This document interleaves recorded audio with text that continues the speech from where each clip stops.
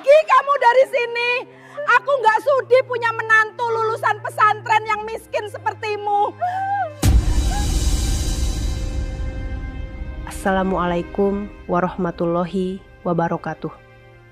Bayangkan seorang gadis desa lulusan pesantren yang hidup miskin dan sederhana. Ia menikah dengan seorang perwira TNI Angkatan Udara dari keluarga konglomerat. Hari pernikahan yang seharusnya indah justru berubah menjadi mimpi buruk. Ketika di atas pelaminan, sang mertua mempermalukan dia di depan para tamu undangan, bahkan menumpahkan makanan di kepalanya. Kejadian itu membuat ia menangis karena menahan rasa malu yang sangat luar biasa dari hinaan mertuanya tersebut. Mertuanya menganggap gadis pesantren itu hanyalah gadis miskin tanpa masa depan.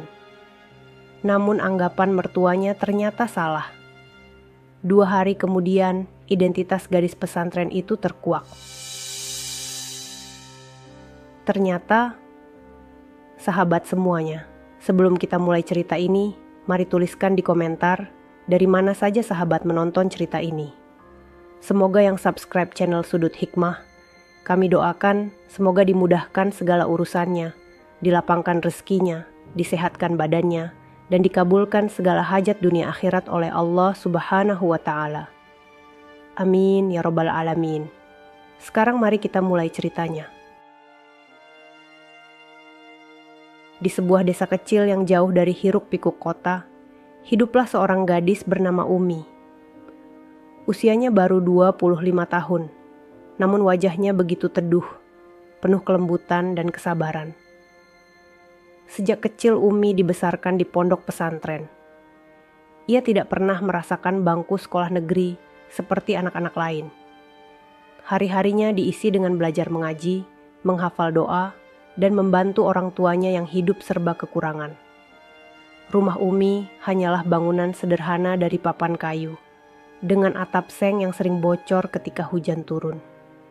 Ayahnya sudah lama sakit-sakitan, sementara ibunya hanya bisa berjualan sayur seadanya di pasar desa. Meski hidup pas-pasan, Umi tumbuh dengan akhlak mulia.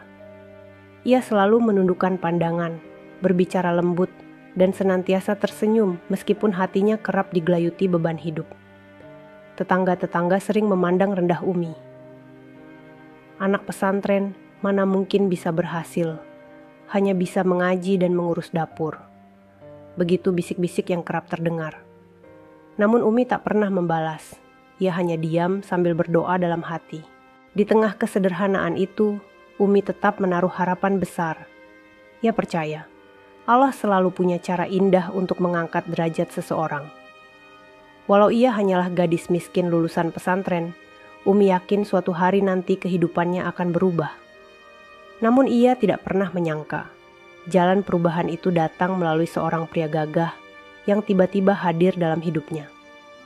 Suatu sore, saat Umi sedang membantu ibunya merapikan dagangan yang tak laku di pasar, langkah seorang pria berseragam biru TNI AU menghampirinya. Tatapan mata pria itu tegas, tubuhnya tegap, dan wajahnya begitu berwibawa. Dialah Alfian, seorang perwira muda berusia 27 tahun, yang ternyata sedang berada di desa itu karena sebuah tugas. Pertemuan itu seakan menjadi awal takdir yang tak pernah Umi bayangkan sebelumnya. Tatapan mereka bersinggungan sesaat. Umi segera menunduk, sementara Alfian justru terdiam, seakan hatinya tersentuh oleh kesederhanaan gadis itu. Dalam hati, Umi berbisik lirih, siapa sebenarnya pria ini, dan kenapa aku merasa ada sesuatu yang berbeda saat matanya menatapku. Cerita baru pun mulai terukir dalam hidup Umi. Meski ia belum tahu betapa besar ujian yang menantinya kelak. Pasar desa sore itu mulai lengang. Beberapa pedagang satu persatu menutup lapak mereka, meninggalkan sisa-sisa sayur dan aroma rempah yang masih menggantung di udara. Umi dengan sabar merapikan dagangan ibunya yang tidak habis terjual. Wajahnya yang teduh tampak lelah, namun ada ketulusan yang sulit dijelaskan ketika ia menata cabai, tomat, dan kangkung yang layu di dalam keranjang. Tiba-tiba langkah tegas terdengar mendekat. Seorang pria dengan seragam biru tua, khas TNI Angkatan Udara, berhenti di depan lapak mereka. Sepatu hitamnya berkilau, tubuhnya tegap, dan sorot matanya memancarkan wibawa. Ia tampak berbeda dari para pemuda desa kebanyakan. "Permisi, Bu," sapa pria itu dengan suara mantap, menunduk sedikit memberi hormat. Ibu Umi mendongak, kaget sekaligus gugup melihat sosok itu. "Iya, Nak. Ada yang bisa dibantu?" tanyanya. Suaranya sedikit bergetar. Pria itu tersenyum tipis. "Saya ingin membeli beberapa sayur untuk makan malam. Kalau boleh, saya juga sekalian bertanya. Di mana saya bisa menemukan warung makan sederhana di sekitar sini?" Umi yang dari tadi hanya diam, akhirnya mendongak. Pandangannya bertemu sejenak dengan mata pria itu. Ada rasa aneh yang menyelinap di dadanya. Wajahnya memerah, buru-buru ia menunduk kembali. "Iya, Nak, boleh. Ini kangkung, tomat, sama cabai masih segar. Ambil saja semuanya," ucap Ibu Umi gugup sambil memasukkan sayur ke dalam plastik. "Terima kasih, Bu." Sebelum pergi, pria itu sempat melirik Umi. Pandangannya seakan bertanya-tanya siapa gadis sederhana dengan jilbab lusuh yang sibuk menunduk itu. Namun ia memilih tak banyak bicara. Malam harinya, di rumah sederhana Umi, ibunya bercerita. "Tadi siapa sangka ada tentara muda membeli sayur dari kita. Kelihatannya orang kota, wajahnya terpelihara, bukan seperti orang sini. Apa mungkin ada latihan militer dekat desa ini?" Umi hanya terdiam, hatinya masih berdebar tanpa sebab. Ia sendiri tak tahu kenapa sosok pria tadi begitu membekas di pikirannya. Hari berganti. Beberapa kali Alfian, demikian namanya, datang lagi ke pasar itu. Selalu membeli sesuatu yang sederhana, sayur, telur, atau bahkan sekadar seikat daun singkong. Setiap kali itu pula Umi berusaha menahan diri, tetap menunduk, tetap menjaga sikap. Namun diam-diam ia tahu, setiap kedatangan pria itu membuat hatinya bergetar. Suatu sore, Alfian memberanikan diri berbicara lebih banyak. "Ade, namamu siapa?" tanyanya lembut. Umi tertegun, menoleh sebentar lalu menunduk lagi. "Umi, Kak. Umi," ulang Alfian perlahan, seolah mencoba mengingat nama itu baik-baik. "Nama yang indah. Kamu tinggal di desa ini?" Umi mengangguk pelan. "Iya." Percakapan singkat itu membuat wajah Umi panas dingin. Ia tak terbiasa diperhatikan oleh seorang pria, apalagi sekelas perwira TNI yang jelas-jelas terlihat gagah dan terhormat. Hari-hari selanjutnya, Alfian kian sering berkunjung. Ia tak hanya membeli sayur, tetapi juga mulai mengobrol dengan Ibu Umi. Dari situlah ia tahu bahwa keluarga Umi hidup dalam kesederhanaan. Ayahnya sakit-sakitan, ibunya hanya berdagang kecil-kecilan, dan Umi sendiri hanya lulusan pesantren yang kesehariannya mengajar mengaji anak-anak desa. Namun, justru kesederhanaan itulah yang membuat hati Alfian terpikat. Ia melihat ketulusan, kesabaran, dan akhlak yang jarang ditemui pada wanita di kota. Suatu hari, ketika matahari sore mulai tenggelam, Alfian datang dengan wajah sedikit lebih serius. Ia menatap Umi dan ibunya, lalu berkata, "Bu, saya ingin bertanya dengan niat baik. Apakah saya boleh bersilaturahmi ke rumah untuk berbicara dengan keluarga? Ada sesuatu yang ingin saya sampaikan secara resmi." Ibu Umi hampir menjatuhkan sayur yang sedang ia susun. "Maksudmu, Nak?" Alfian tersenyum, sorot matanya mantap. "Saya ingin melamar Umi menjadi istri saya." Hening sejenak. Jantung Umi serasa berhenti berdegup. Ia menunduk, wajahnya memanas, air matanya menetes tanpa disadari. Bagaimana mungkin seorang perwira muda dari keluarga berada bisa tertarik kepada dirinya yang hanya gadis pesantren miskin? Kabar itu cepat menyebar ke seluruh desa. Banyak tetangga yang tak percaya. Apa mungkin gadis miskin seperti Umi bisa menikah dengan perwira TNI? Itu pasti cuma gurauan, begitu komentar yang beredar. Tapi Alfian tetap teguh dengan niatnya. Beberapa minggu kemudian, rombongan keluarga Alfian datang ke rumah Umi. Mobil-mobil mewah berjejer di depan gang sempit, membuat para tetangga berhamburan keluar untuk menonton. Dari dalam mobil, turunlah wanita anggun dengan pakaian mewah dan perhiasan berkilauan. Dialah Ibu Alfian. Wajahnya menunjukkan kelas, namun tatapan matanya penuh penilaian tajam. Saat pandangannya jatuh pada Umi, ia langsung mengerutkan kening. "Jadi, ini gadisnya?" katanya sinis. Ibu Umi menunduk sopan. "Iya, Bu. Ini anak saya. Hanya lulusan pesantren." Sang ibu menambahkan, kali ini dengan nada mencemooh. Umi merasakan dadanya sesak. Kata-kata itu menusuk hatinya, tapi ia berusaha tetap sabar. Ia tahu, jalan menuju kebahagiaan pasti tidak mudah. Meski begitu, Alfian tetap tegas di hadapan keluarganya. "Ini pilihanku. Aku mencintai Umi, bukan karena statusnya, tapi karena hatinya." Hari lamaran pun berlangsung sederhana, tanpa pesta besar. Namun di balik itu, Ibu Alfian mulai menyimpan amarah dan rasa tak terima.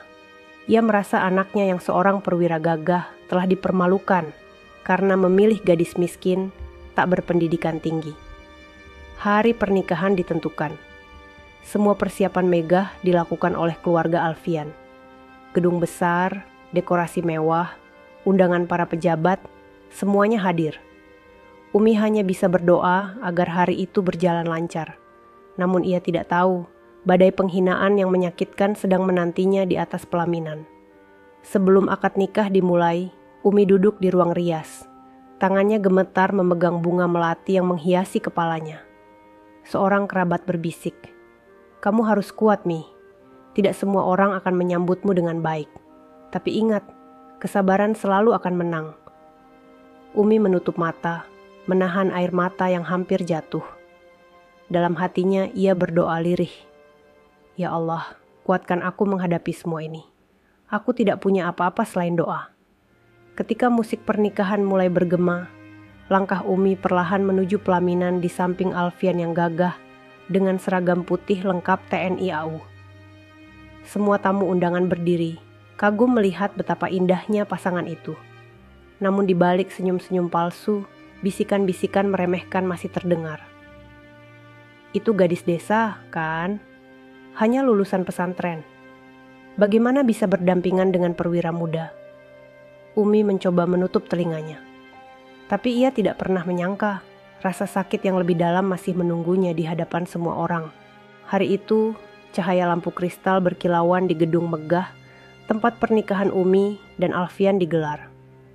Dinding-dinding berhias bunga mawar putih dan melati, sementara karpet merah terbentang dari pintu masuk menuju pelaminan. Para tamu undangan berdatangan dengan pakaian terbaik mereka. Sebagian pejabat tinggi, pengusaha, hingga keluarga besar Alfian yang terkenal kaya raya. Umi duduk di samping Alfian di atas pelaminan panjang berhias ukiran emas. Gaun pengantin yang dikenakannya sederhana dibandingkan gaun-gaun pengantin kalangan atas. Meski demikian, kecantikan alaminya tetap memancarkan keteduhan. Tangannya bergetar memegang buket bunga melati. Senyumnya kaku, mencoba menutupi rasa canggung dan gugup yang sejak awal tak pernah hilang. Di hadapan mereka, tamu undangan sibuk berbisik-bisik. "Itu istrinya Alfian. Serius hanya lulusan pesantren desa?" Wajahnya memang cantik, tapi latar belakangnya tidak seimbang sama sekali. Pantas saja ibunya Alfian kelihatan muram. Bisikan-bisikan itu menusuk telinga Umi. Ia menunduk, berusaha menahan air mata agar tidak jatuh. Alfian yang duduk di sampingnya meremas pelantangan istrinya, memberi kekuatan. Acara resepsi berjalan. Para tamu mulai antre di meja prasmanan, mengambil makanan dengan tertib. Di tengah riuh rendah musik gamelan modern yang mengalun, tiba-tiba sebuah suara lantang terdengar dari arah pelaminan. Suara itu datang dari Ibu Alfian. "Berhenti semua!" teriaknya sambil berdiri dari kursi keluarga. Suasana seketika hening. Para tamu yang sedang mengambil makanan berhenti.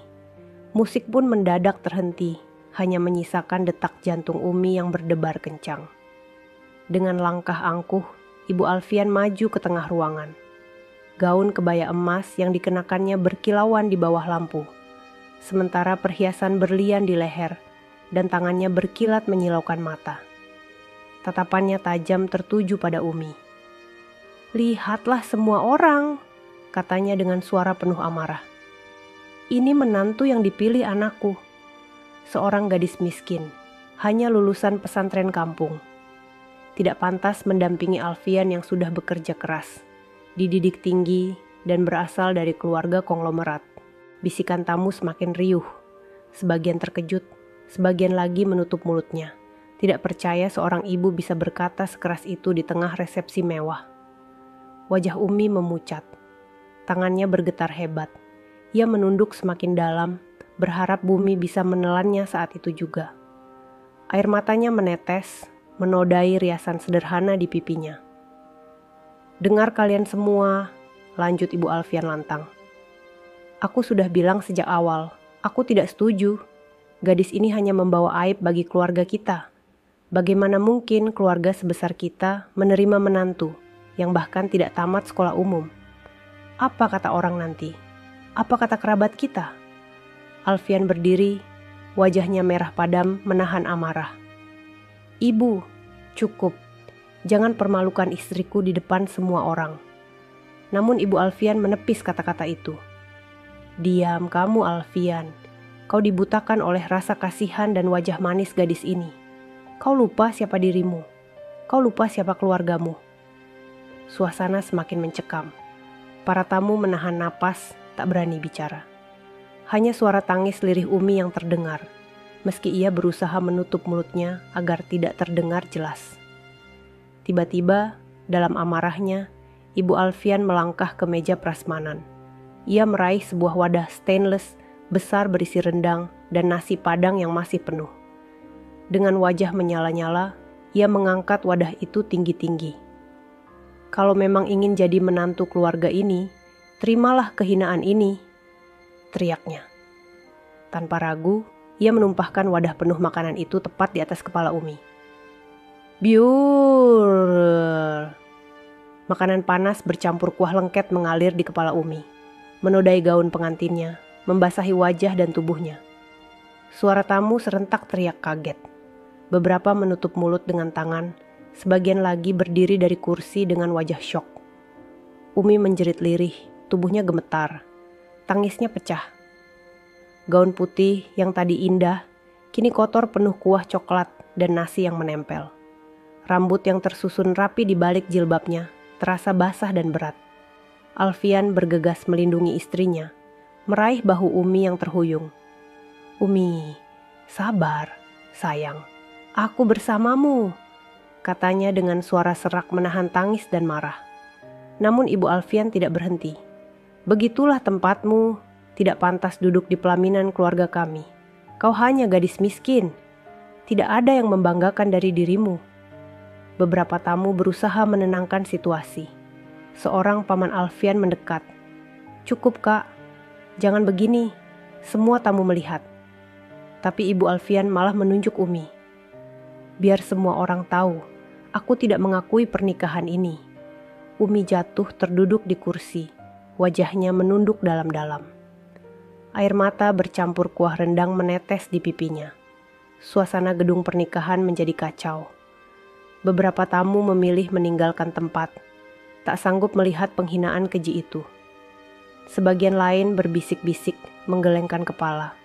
Alfian berdiri di depan Umi, menghadang ibunya. "Ibu, kalau ibu terus melukai istriku, maka mulai hari ini, aku tidak lagi menjadi anakmu." Kalimat itu membuat semua orang terdiam. Ibu Alfian terbelalak, tak percaya anak yang ia banggakan berani menentangnya di depan umum. "Alfian, kau gila? Kau rela melawan ibumu demi gadis itu?" "Aku rela, Bu, karena dia istriku, kehormatanku. Kau tidak berhak mempermalukannya." Teriakan Alfian bergema, membuat beberapa tamu bertepuk tangan pelan, kagum pada ketegasannya. Tapi bagi Umi, luka sudah terlalu dalam. Ia hanya bisa menangis, tubuhnya lemah. Malam itu, pesta pernikahan yang seharusnya penuh kebahagiaan berubah menjadi bencana. Gedung megah saksi bisu seorang ibu yang tega mempermalukan menantu di depan ratusan pasang mata. Namun tak ada yang tahu, 2 hari setelah kejadian itu, sebuah kebenaran besar akan terbongkar. Kebenaran yang akan membuat semua orang, terutama Ibu Alfian, terkejut, syok, dan menyesali perbuatannya. 2 hari berlalu sejak pernikahan, yang seharusnya menjadi hari paling indah dalam hidup Umi berubah menjadi luka yang dalam. Kenangan tentang wadah makanan yang ditumpahkan di kepalanya masih membekas jelas. Setiap kali Umi menutup mata, ia masih bisa merasakan bau kuah rendang yang menempel di gaun pengantinnya, serta tatapan ratusan mata yang menyaksikan penghinaan itu. Di rumah besar keluarga Alfian, suasana dingin terasa mencekam. Umi lebih banyak berdiam diri di kamar pengantin, duduk di pojok ranjang sambil menatap kosong. Wajahnya pucat, matanya sembab karena air mata yang tak henti mengalir. Alfian selalu berusaha menemaninya, menghibur, menguatkan. Namun luka itu terlalu dalam untuk segera sembuh. "Umi, maafkan aku," kata Alfian pelan sambil menggenggam tangan istrinya. "Aku seharusnya bisa mencegah semua itu. Aku tak pernah menyangka ibu berbuat sejauh itu." Umi menggeleng, suaranya lirih, hampir tak terdengar. "Bukan salahmu, Alfian. Aku hanya tidak mengerti kenapa aku begitu dibenci. Padahal aku tidak pernah meminta apapun. Aku hanya ingin menjadi istrimu yang sederhana." Alfian menunduk, rasa bersalah menggerogoti dadanya. Ia tahu, menghadapkan Umi pada keluarganya berarti menyerahkan gadis itu pada ujian yang berat. Namun ia juga yakin, suatu hari nanti semua akan berubah. Ia hanya tidak tahu bagaimana caranya. Di sisi lain rumah, Ibu Alfian masih bergelimang dalam egonya. Sejak pesta pernikahan itu, ia bahkan tak pernah menengok kamar pengantin. Baginya, Umi hanyalah noda yang mencoreng kehormatan keluarga besar. Anak itu hanya membawa malu, gumamnya setiap kali berbicara dengan kerabat. "Aku tidak akan pernah mengakuinya." Namun takdir sudah menyiapkan kejutan besar. Hari itu, ketika Alfian sedang bertugas ke markas sebentar, seorang tamu tak diundang datang ke rumah. Seorang pria paruh baya dengan peci hitam, sorban putih di leher, dan wajah teduh yang membawa wibawa. Ia adalah Kiai Maksum, pimpinan besar sebuah pesantren modern terkenal di kota. Kehadirannya membuat para pembantu rumah berbisik-bisik takjub. "Ibu, ada Kiai Maksum ingin bertemu," lapor salah satu pembantu dengan nada gugup. Ibu Alfian yang sedang duduk di ruang tamu mendadak terkejut. "Kiai Maksum, pesantren Al-Hikmah itu?" "Ya, Bu." Dengan cepat ia merapikan kebayanya, berdiri menyambut tamu istimewa itu. "Assalamualaikum, Kiai." "Astagfirullah, kenapa Kiai jauh-jauh datang kemari? Bukankah biasanya kami yang sowan?" Kiai Maksum tersenyum ramah. "Waalaikumsalam, Bu. Saya datang bukan tanpa alasan. Ada sesuatu yang harus saya sampaikan." Mereka duduk. Ibu Alfian menatap penuh hormat, meski dalam hatinya bertanya-tanya. Kiai sebesar itu, yang pesantrennya memiliki ribuan santri dan dihormati pejabat negara. Untuk apa datang ke rumahnya secara mendadak? Kiai Maksum menarik napas dalam. "Saya datang untuk menemui putri dari sahabat karib saya yang dulu. Namanya..." Umi sekejap, wajah Ibu Alfian menegang. "Umi? Menantu saya itu?" "Betul," jawab Kiai Maksum tenang. "Apakah beliau ada di rumah?" Tanpa menunggu jawaban, suara pintu kamar terbuka. Umi keluar perlahan, wajahnya masih sembab. Namun ketika melihat sosok Kiai Maksum, ia terperanjat. Air matanya langsung jatuh, lalu ia bersujud di kaki pria itu. "Kiai, maafkan saya. Sudah lama saya tidak sowan." Kiai Maksum membungkuk, mengangkat Umi berdiri. "Anakku, bagaimana bisa kamu seperti ini? Aku tidak tahu bahwa pernikahanmu malah membuatmu menderita." Ibu Alfian terdiam, bingung. "Kiai, maaf, saya tidak mengerti. Apa maksud Kiai dengan memanggil Umi anakku?" Kiai Maksum menatap lurus. "Karena Umi memang seperti anakku sendiri. Ayahnya adalah sahabat karibku, almarhum Kiai Hashim." Beliau meninggalkan wasiat agar aku menjaga Umi.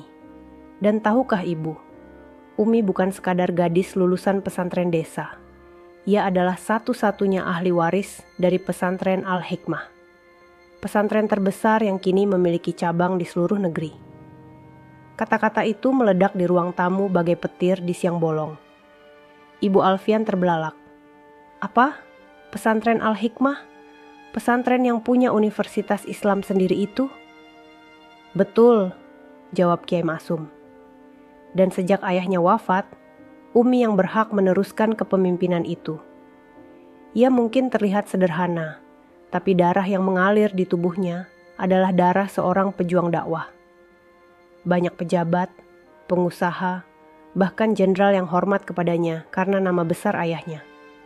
Hanya saja Umi memilih hidup rendah hati. Tetap tinggal di desa, mengajar anak-anak kecil tanpa pernah memperkenalkan siapa dirinya. Umi terisak, menunduk. Kiai, saya tidak pernah ingin dianggap istimewa. Saya hanya ingin menjadi wanita biasa. Saya hanya ingin beribadah dan mengabdi kepada suami saya. Kiai Maksum menepuk pundaknya lembut. Dan itulah yang membuatmu istimewa, Umi. Ibu Alfian tidak bisa berkata-kata. Wajahnya pucat. Tangannya gemetar memegang lengan kursi. Semua yang ia katakan 2 hari lalu, semua penghinaan yang ia lemparkan di depan tamu, mendadak berbalik menjadi tamparan keras baginya. Ia tidak menyangka, menantu yang ia hina habis-habisan ternyata jauh lebih mulia dan terhormat daripada yang ia kira. Tak lama, Alfian pulang dari markas. Ia terkejut melihat Kiai Maksum duduk di ruang tamu. Kiai, astagfirullah, saya tidak tahu Anda datang. Ia mencium tangan Kiai itu penuh hormat. Kiai Maksum tersenyum. Alfian, jagalah istrimu baik-baik. Dia bukan hanya anugerah untukmu, tapi juga titipan besar yang akan mengangkat derajatmu. Jangan pernah biarkan ada lagi yang meremehkannya. Alfian mengangguk, lalu menoleh ke Umi dengan mata berkaca-kaca. Aku janji, Kiai. Sementara itu, Ibu Alfian masih terpaku. Ia merasa bumi berguncang di bawah kakinya. Semua kebanggaan, semua kesombongan yang ia junjung tinggi, kini runtuh dalam sekejap. Malam itu, setelah Kiai Maksum pamit, suasana rumah menjadi sunyi. Umi kembali masuk ke kamar bersama Alfian. Namun di ruang tamu, Ibu Alfian duduk sendirian, memegang keningnya yang berat. Kata-kata Kiai Maksum terus terngiang di telinganya. Umi adalah ahli waris pesantren terbesar di negeri ini. Perlahan, ia mulai menyadari betapa besar kesalahannya. Ia bukan hanya telah menghina seorang menantu, tapi juga telah mempermalukan nama besar yang seharusnya ia hormati. Namun penyesalan itu belum terucap. Rasa gengsi masih menahannya. Ia hanya bisa menangis dalam diam, menyesali kebutaan hatinya. Dan mulai malam itu, kabar tentang identitas Umi mulai menyebar. Dari mulut ke mulut, dari tetangga ke pejabat, dari santri ke masyarakat luas. Dalam hitungan hari, semua orang tahu siapa sebenarnya Umi, gadis pesantren miskin yang pernah dipermalukan di pelaminan. Tinggal menunggu waktu, kebenaran itu akan menyeruak terang di hadapan semua orang, membuat seluruh penghinaan yang pernah dilemparkan kepadanya kembali sebagai balasan yang telak. Keesokan harinya, sinar matahari pagi menembus kaca jendela rumah besar keluarga Alfian. Suasana rumah yang biasanya ramai oleh tamu dan kerabat, kini mendadak hening. Namun di luar tembok tinggi itu, dunia sudah mulai bergemuruh. Nama Umi, gadis sederhana yang 2 hari lalu dipermalukan di pelaminan, mulai menjadi perbincangan hangat di berbagai kalangan. Awalnya kabar itu hanya tersebar di desa. Para tetangga yang sempat menyaksikan kehadiran Kiai Maksum di rumah keluarga Alfian bercerita dengan nada penuh takjub. Kau tahu, Umi itu ternyata anaknya almarhum Kiai Hashim, Kiai besar, pemilik pesantren Al-Hikmah. Benarkah? Astagfirullah, pantas wajahnya teduh sekali. Tidak heran dia sangat sabar waktu dihina di pelaminan. Ya Allah, ternyata kita semua salah menilai. Selama ini kita kira Umi hanya gadis miskin biasa. Bisikan itu merambat cepat keluar desa. Kabar menyebar ke kota, masuk ke telinga para santri alumni pesantren Al-Hikmah, hingga sampai ke media lokal. Dalam waktu singkat, berita itu muncul di halaman depan koran harian. Judulnya mencolok, "Menantu perwira TNI ternyata ahli waris pesantren terbesar." Artikel itu mengisahkan riwayat Umi, putri dari Kiai Hashim, tokoh besar yang selama hidupnya dihormati karena keilmuannya dan perjuangannya membangun pesantren. Dituliskan juga bagaimana Umi memilih hidup sederhana, jauh dari gemerlap dunia, hingga akhirnya menikah dengan Alfian. Yang membuat berita itu semakin menyentuh adalah kisah bagaimana Umi rela dihina di pelaminan, namun tetap sabar dan tidak membalas satu kata pun. Media sosial pun ikut heboh. Foto-foto Umi dengan gaun pengantin yang ternodai makanan diambil diam-diam oleh tamu yang hadir, beredar luas. Namun kali ini komentar publik berbalik membela Umi.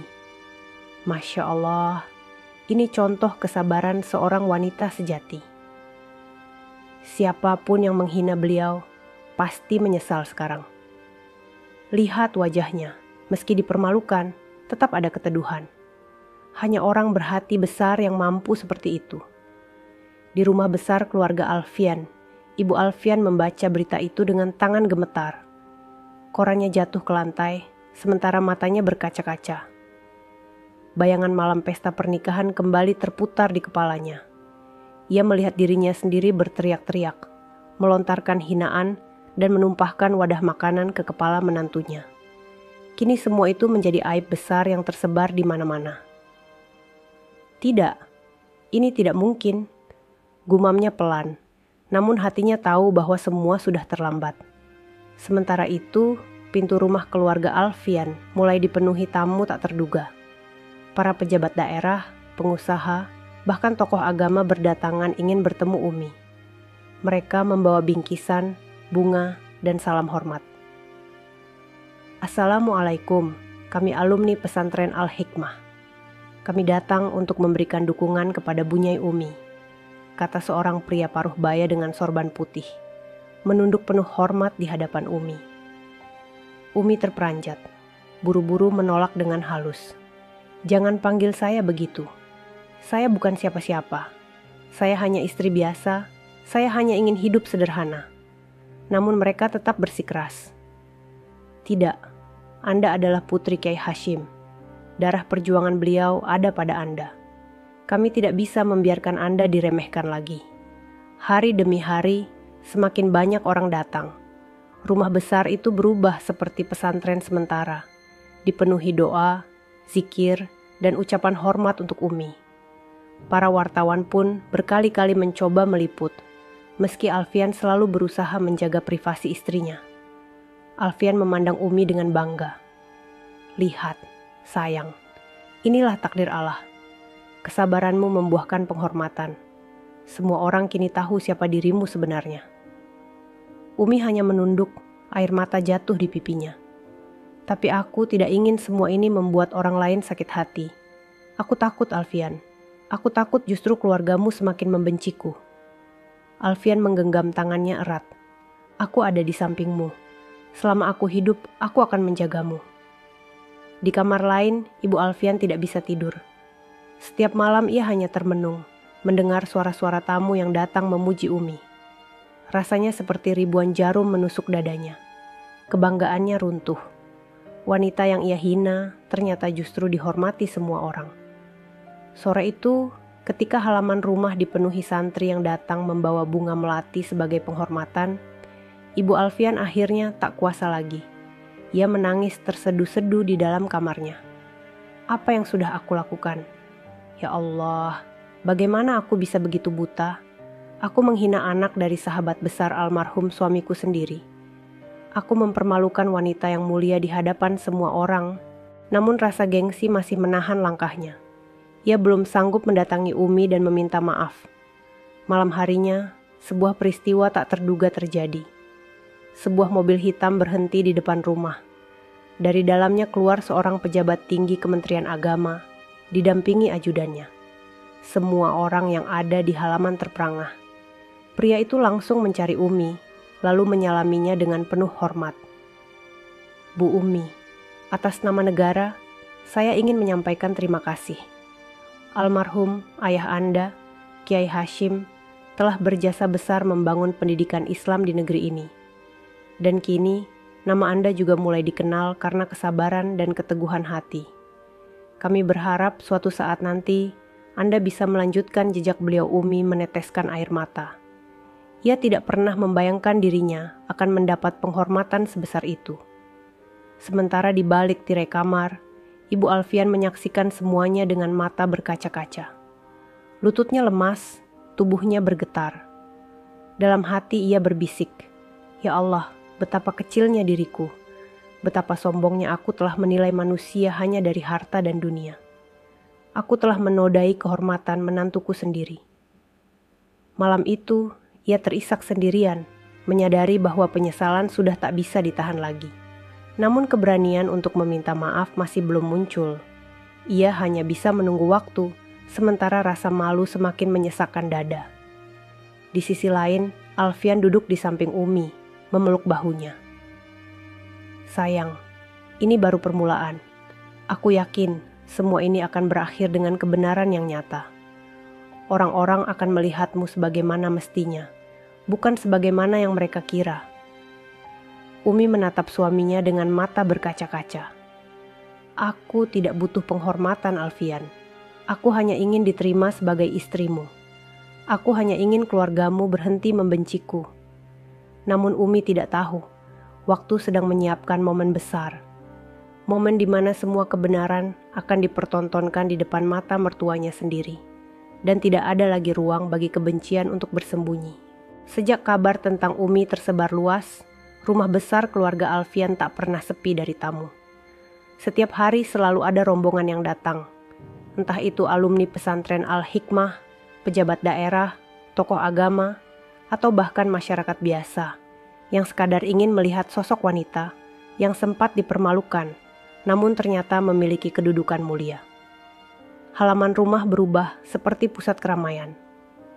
Mobil-mobil berjejer di depan gerbang. Karangan bunga ucapan selamat berdiri berderet. Bahkan beberapa media televisi menunggu kesempatan untuk mewawancarai Umi. Umi sendiri masih merasa kikuk.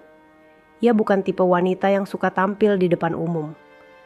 Setiap kali tamu datang, ia hanya menunduk, menjawab dengan singkat, dan tersenyum seadanya.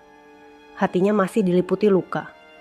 Namun semua tamu yang datang justru semakin kagum pada kesederhanaannya. "Lihatlah, meskipun dipuja-puja, ia tetap rendah hati," ujar seorang ibu pejabat kepada temannya. "Ya, benar. Ini menantu yang seharusnya dibanggakan, bukan dihina," timpal yang lain. Sementara itu, di kamar pribadinya, Ibu Alfian semakin terhimpit oleh kenyataan. Sejak pesta pernikahan itu, ia tidak pernah keluar menemui para tamu. Rasa malu yang begitu besar membuatnya bersembunyi di balik pintu. Namun bukan berarti ia terbebas dari pembicaraan. Kerabat-kerabat kaya mulai berdatangan, bukan hanya untuk menyalami Umi, tetapi juga untuk menegur dirinya. "Saudariku," kata seorang tante Alfian dengan nada dingin. "Bagaimana mungkin kau bisa setega itu kepada Umi? Kau tahu siapa sebenarnya dia, bukan? Ia adalah anak Kiai Hashim, ulama besar yang jasanya begitu banyak." Ibu Alfian hanya menunduk. Suaranya bergetar. Aku tidak tahu. Aku benar-benar tidak tahu. Tapi sekarang semua orang tahu," lanjut tante itu. "Dan kau, yang seharusnya menunjukkan kebijaksanaan sebagai orang tua, malah mempermalukannya. Kau sadar, bukan, betapa besar aib yang sudah kau buat." Kata-kata itu menusuk lebih dalam daripada pisau.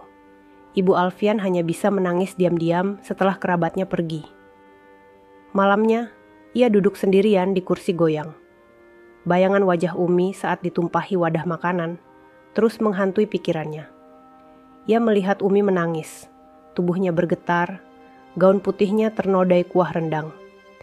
Dan lebih dari itu, ia mendengar teriakan anaknya sendiri, Alfian, yang rela menentangnya demi membela istrinya. Air matanya jatuh deras. Ya Allah, betapa hinanya aku. Betapa butanya mataku menilai manusia hanya dari harta dan duniawi. Aku sudah menutup hatiku terhadap kesabaran dan ketulusan. Namun gengsi yang menahun masih menahannya. Ia ingin meminta maaf, tapi lidahnya keluh. Hatinya belum siap untuk merendahkan diri di hadapan menantu yang dulu ia hina. Hari demi hari berlalu, tekanan dari luar semakin kuat. Media terus menyorot kisah Umi. Beberapa stasiun televisi nasional menyiarkan berita tentangnya.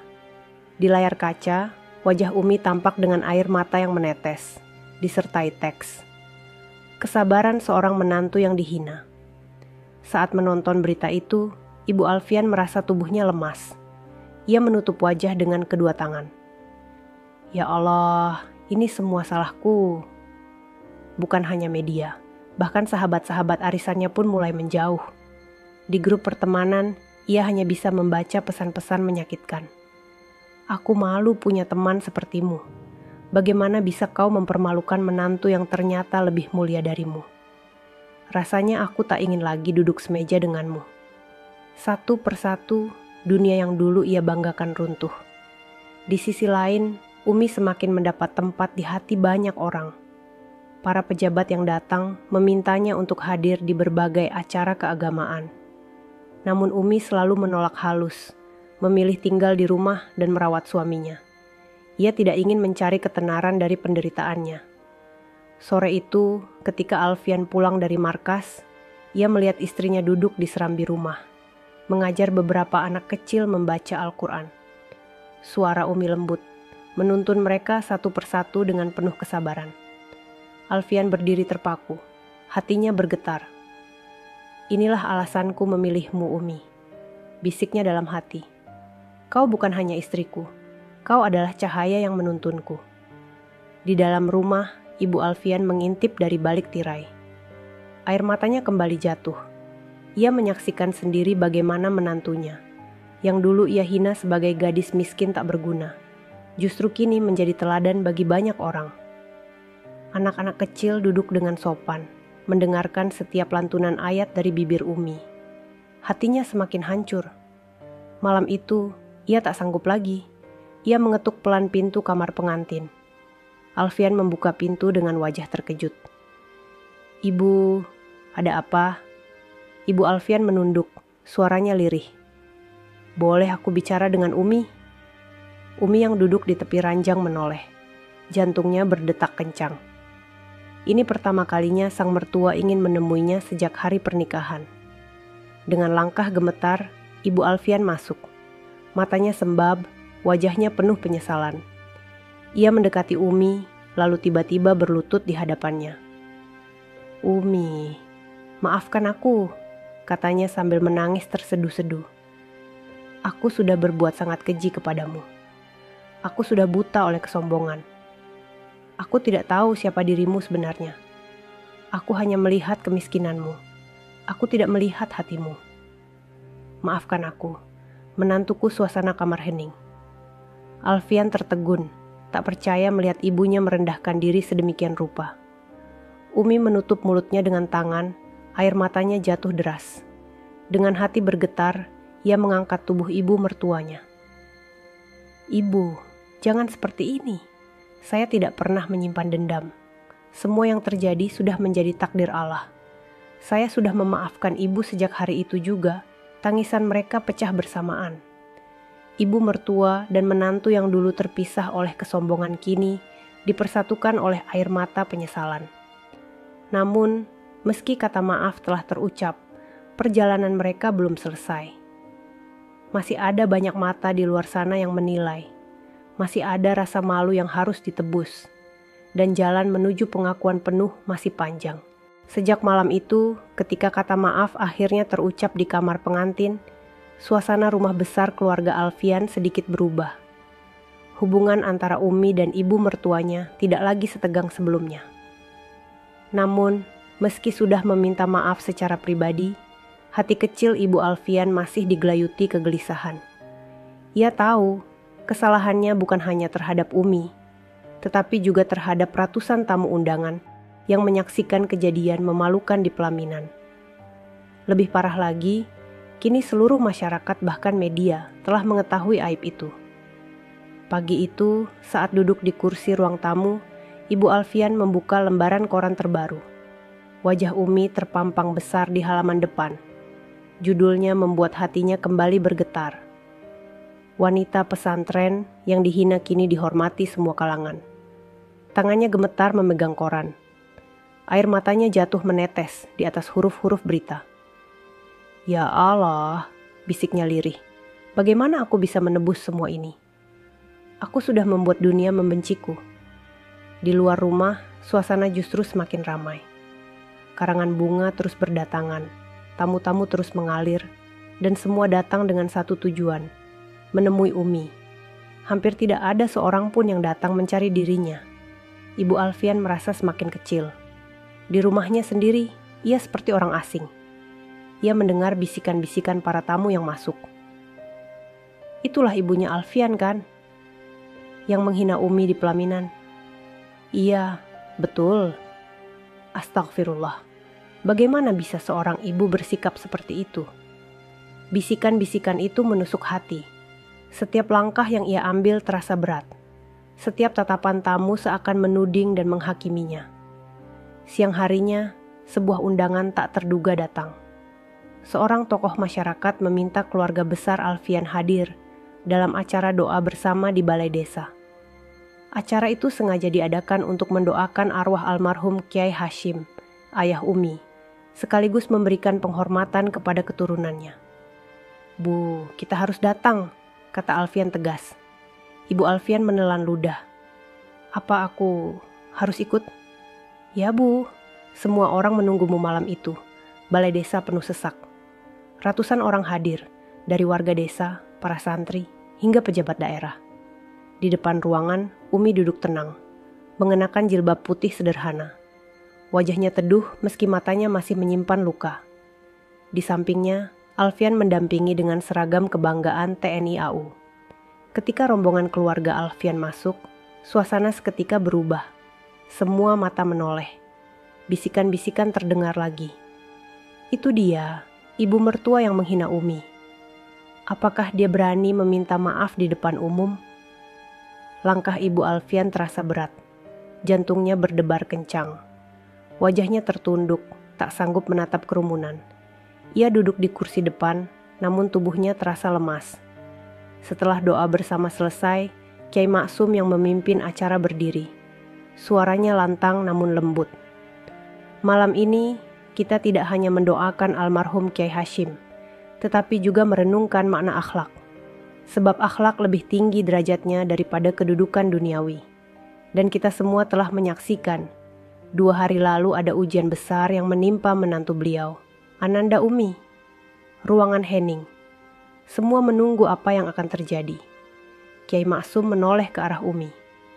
Anakku, engkau sudah menunjukkan kesabaran yang luar biasa. Engkau sudah menjadi teladan bagi banyak orang. Lalu pandangan Kiai Maksum beralih kepada Ibu Alfian. Dan malam ini kita juga ingin mendengar sesuatu dari seorang ibu. Karena tidak ada kata terlambat untuk bertaubat dan memperbaiki kesalahan. Semua mata kini tertuju pada Ibu Alfian. Ia gemetar. Tangannya bergetar hebat, bibirnya keluh. Namun ia tahu, inilah saatnya. Dengan langkah tertatih, ia berdiri. Suaranya bergetar, namun cukup lantang terdengar ke seluruh ruangan. Assalamualaikum, saudara-saudara sekalian. Malam ini aku berdiri dengan penuh rasa malu. Aku adalah orang yang telah menghina menantuku sendiri, Umi, di hari pernikahannya. Aku menumpahkan makanan di kepalanya, aku merendahkannya di depan kalian semua. Beberapa orang menarik napas keras, sebagian menunduk, sebagian lagi menatap dengan mata tajam. Aku tahu, tidak ada yang bisa menghapus kejadian itu. Tapi malam ini aku ingin memohon ampun. Pertama kepada Allah, lalu kepada kalian semua. Dan terutama kepada Umi. Aku hanyalah seorang ibu yang dibutakan oleh kesombongan. Aku salah menilai, aku salah memperlakukan. Ampunilah aku. Tangisnya pecah. Air matanya jatuh deras, membasahi kebaya mewah yang dikenakannya. Ia berlutut di depan Umi, di hadapan semua orang. Ruangan bergemuruh. Beberapa orang menutup mulut, tak percaya seorang wanita yang biasanya angkuh kini rela merendahkan diri di depan publik. Umi terperanjat. Air matanya ikut jatuh. Dengan cepat ia berdiri, mengangkat tubuh ibu mertuanya. "Ibu, jangan seperti ini. Saya sudah memaafkan ibu sejak lama. Tidak ada lagi yang perlu diungkit. Mari kita mulai lembaran baru." Tangisan mereka bersatu. Suasana balai desa menjadi haru. Banyak orang ikut menangis, teringat akan dosa dan kesalahan masing-masing. Kiai Maksum mengangguk, matanya berkaca-kaca. Inilah bukti kebesaran hati. Allah meninggikan derajat orang yang mau merendahkan dirinya demi kebenaran malam itu menjadi titik balik. Ibu Alfian yang sebelumnya dibenci dan dihujat, mulai mendapat simpati kembali karena keberaniannya meminta maaf di hadapan umum. Namun jalan menuju penerimaan penuh masih panjang. Rasa malu tidak akan hilang secepat itu. Sepulang dari acara, di dalam mobil, Ibu Alfian menggenggam tangan Umi dengan erat. "Terima kasih nak, sudah mau memaafkan. Aku tahu tidak pantas bagiku berharap lebih. Tapi aku ingin menebus semuanya, sedikit demi sedikit. Aku ingin dunia tahu bahwa aku bangga memilikimu sebagai menantu." Umi tersenyum lembut, meski air matanya masih menetes. "Ibu tidak perlu membuktikan apapun. Cukup sayangi kami. Itu sudah lebih dari cukup." Namun di dalam hati, Ibu Alfian bertekad. Ia akan melakukan apapun untuk menunjukkan penyesalannya. Bahkan jika harus menghadap publik berkali-kali, ia siap melakukannya. Dan sejak malam itu, cerita mereka tidak lagi hanya tentang luka, tapi juga tentang perjalanan penebusan, perjuangan seorang ibu mertua yang berusaha memperbaiki kesalahan besar di hadapan dunia. Hari-hari setelah acara doa bersama di balai desa berjalan dengan nuansa baru. Nama Umi semakin dikenal, bukan hanya di desa tetapi juga hingga ke kota-kota besar. Media nasional masih terus menyorotnya. Bahkan beberapa tokoh terkenal menyebutnya sebagai simbol kesabaran seorang wanita. Namun bagi Umi, semua itu terasa berat. Ia tidak pernah bercita-cita menjadi sorotan. Baginya, kehidupan sederhana sudah lebih dari cukup. Ia hanya ingin membangun rumah tangga dengan Alfian, mendampingi suaminya, dan tetap mengajar anak-anak mengaji. Tapi keadaan sudah berubah. Dunia seakan memaksanya melangkah ke panggung yang lebih besar. Di tengah hiruk-pikuk itu, Ibu Alfian mulai menepati ucapannya. Sejak meminta maaf di balai desa, ia tak lagi mengurung diri. Ia berusaha hadir setiap kali ada tamu yang datang. Meski awalnya banyak yang masih menatapnya sinis, ia mencoba menundukkan kepala, menerima semua ucapan dengan rendah hati. "Terima kasih sudah datang," ucapnya lirih, setiap kali ada tamu yang menyalami Umi. Beberapa tamu mengangguk, sebagian masih enggan menjawab. Tapi Ibu Alfian tahu, semua itu adalah konsekuensi. Rasa malu memang tidak akan hilang dalam sekejap. Suatu siang, sebuah undangan resmi datang dari pemerintah daerah. Umi diminta hadir dalam acara peringatan Hari Besar Islam di alun-alun kota. Panitia secara khusus meminta Umi duduk di kursi kehormatan, mendampingi para tokoh agama. Alfian membaca undangan itu dengan serius. "Sayang, ini undangan resmi. Tidak mungkin kita menolaknya." Umi menunduk, wajahnya cemas. "Aku takut Alfian. Aku bukan siapa-siapa. Aku tidak pantas duduk di sana. Justru karena kesederhanaanmu, mereka mengundangmu," jawab Alfian menenangkan.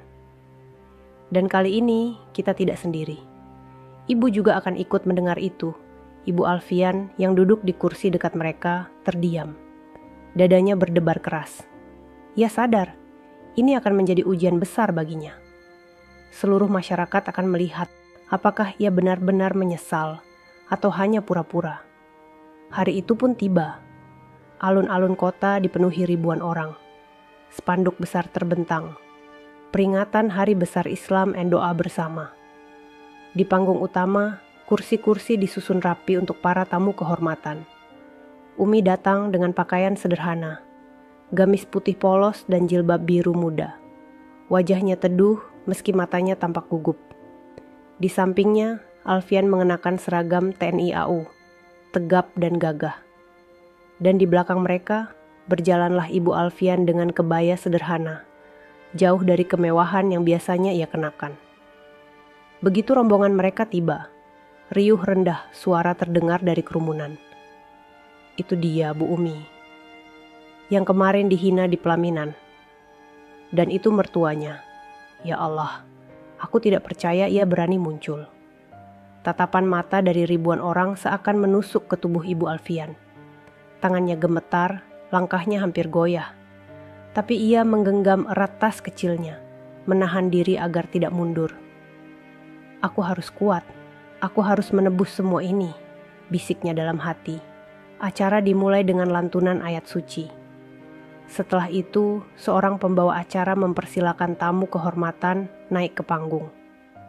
Umi didampingi Alfian naik perlahan, semua mata tertuju padanya. Kilatan kamera berulang kali menyambar, memotret wajahnya yang teduh. Namun perhatian sebagian besar orang justru tertuju pada Ibu Alfian. Mereka menunggu apa yang akan dilakukannya. Apakah ia akan duduk angkuh seperti dulu, ataukah benar-benar berubah? Dan saat itulah sesuatu yang